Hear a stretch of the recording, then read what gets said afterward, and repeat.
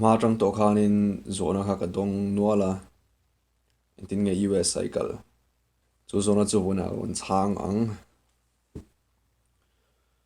ama sa in US ka kaldan hi herama mizo om tlang pui kaldan ani lova atlang puya an kaldan ka hriat hi chu refugee angin an kala tlang puin khilama Malaysia tengkala Malaysia an oma dikhan UN atang tin aron kalleta loma rangkhatin chung teng kawa rangkhat arwalin an kal hlom ka chu unting an kal dan ni ka hralo cheina an apply dan an la to vak lo mai thei chu ba ka refugee si tun lai administration vel an strict do to a ka chu ka kal dan ni lo wangin ka soi thui lo mai ang amaro chu kha mitlang pui tamjok tak kal dan chu ni ke karong kal dan ni chu danglam do la ka kapa atangin ania karong kal sangni basari kumkhanin eta seminary azir turing kapa hi unaccept ane chon scholarship te adongin ka ria scholarship kha donga chon ani kha F1 ani F1 visa chumi chu independent ani ta ani kha F1 independent ania chuanin chungkwa kan ewangin F2 antia dependent hoka aron ruai theita kang ha chu ke mani chu singa chun ke ma katela ni chuanin parwa chung arong kal ta sangni pasari kum khanin mei thlanin ka hria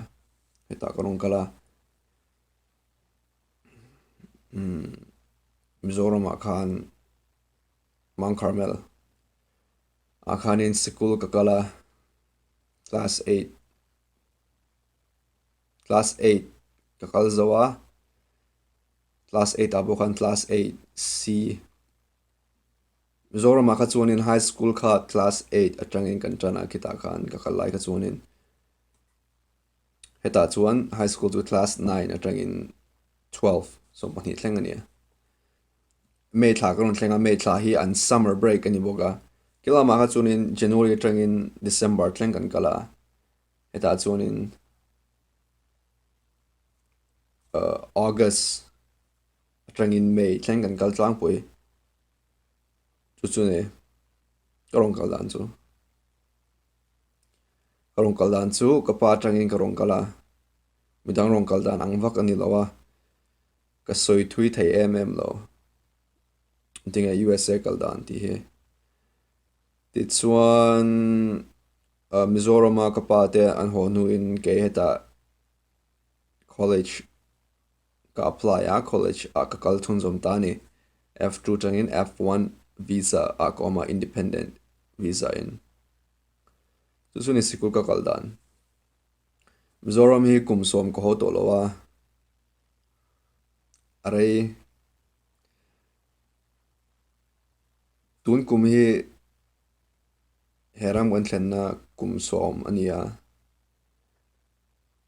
tun tha he video ka siam lai tun tha bor ve rin nge in ka ria kumsom a thling chi mai the entikam karma sa ve no khan ke kala homi lawa Mizoram kumsom ani ta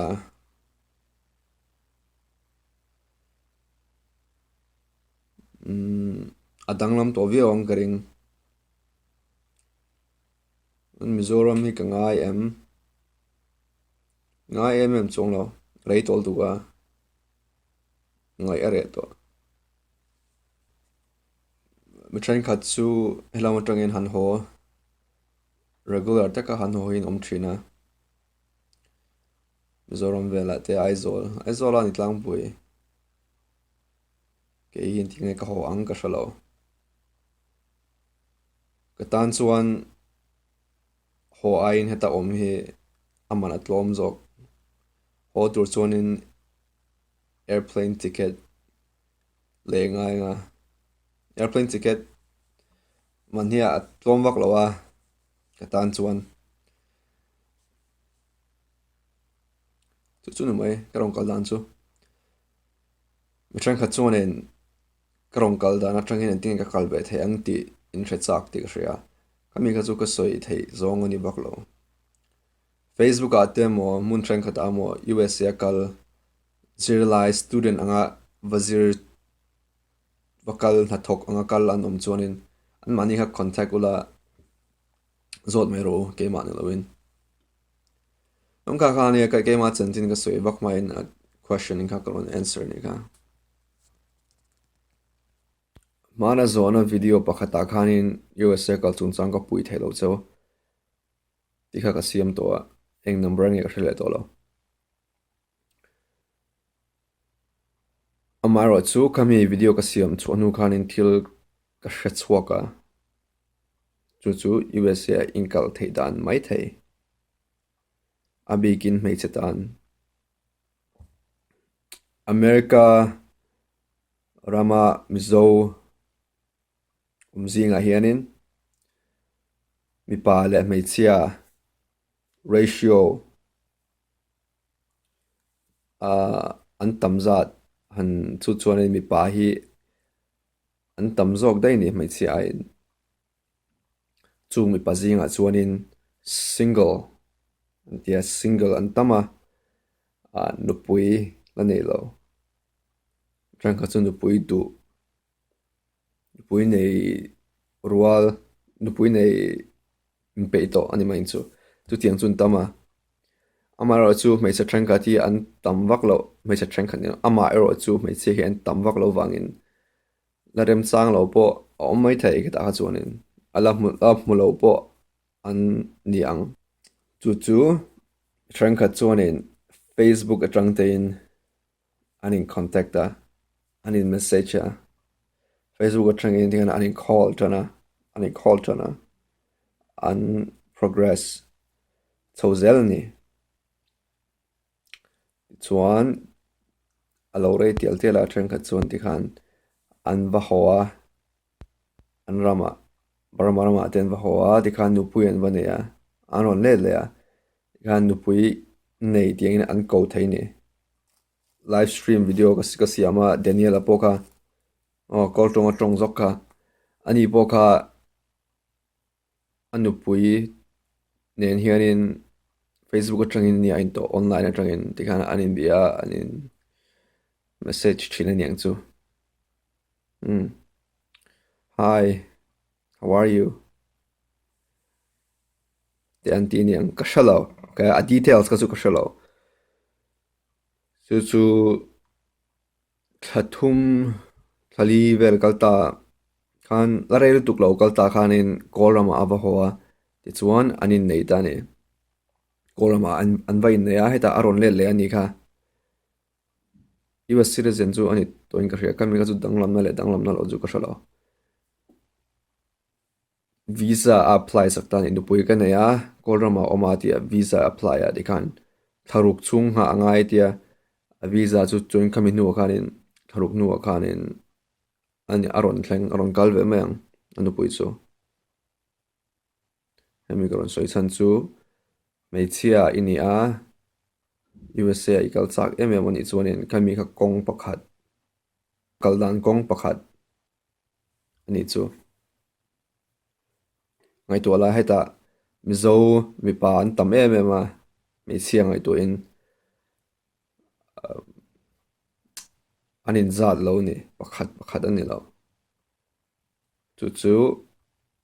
Facebook a avelamo thankhala entinge ka thalo kami ha chu nangmai lo zon ve ngai to ni mai chu tang chuan in bethananga biak thiam chuan lai email tha ti chuan aning chu tang chuan ka soi ang khanin keima ai tuna ka soi ai po khan kong dang polo omai te an lo hre chiang zok the ke ka tan chuan kami kong kha thelo wangin ka zira chiang mak lawa chu tang chuan rongkal thei dan ani danang takin a thatna san chu heta mizo an pun belanga USA kal thenga nupui nei lo in nupui an nei phanga nupui fel le mel tra itura ti chuanin alang kha chu shal to lo mei se tan chuanin ani do bik mi batan chuanin tuna chuan dan an pass train khat state train khat ai chuanin mi pa in nei po hi an phal do a khami kha chu mara chu mi zo mi pa an ko hi chu kala shalowa chu mi wang ne mei se tan do bik kate oya to bera chuanin tunga mi pa ka contact nga USA a tanga mi pa mi zo iti chuanin izon masak na ber tur chu Facebook a ani karinga zong dang chu ka shil don lo chu ka shalo nang mani in ve ngai research mate ka soi chan di chu ta mi pan tam mai nu pui du nu pui la nei lo online atangin anin zong mu trawa online dating a lar lutuk heta po yen USA po yen good luck